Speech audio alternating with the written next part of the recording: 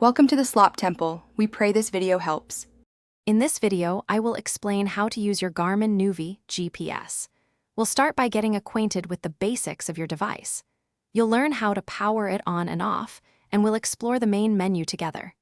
This will give you a solid foundation for navigating with confidence, making your journeys smoother and more enjoyable. It's simpler than you might think to get started with this handy travel companion. Once you're familiar with the basics, we'll dive into setting your destination.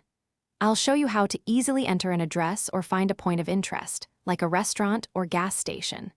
Then, we'll look at selecting your preferred route options, whether you want the fastest or shortest path. Finally, you'll learn how to start your navigation and let your Nuvi guide you effortlessly to your chosen location. During your journey, understanding the navigation screen is key. We'll go over the important information displayed, such as your current speed, estimated arrival time, and distance to your next turn. You'll also see how turn-by-turn directions and lane assist features help keep you on track.